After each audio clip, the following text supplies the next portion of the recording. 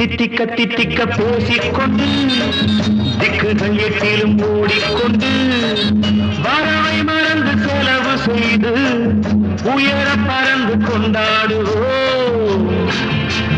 கட்டழகு கொண்டிருக்கு வட்ட வீடும் பாட்டிருக்கு தொட்ட இடம் அத்தனையும் இன்பமின்றி துன்பமில்லை.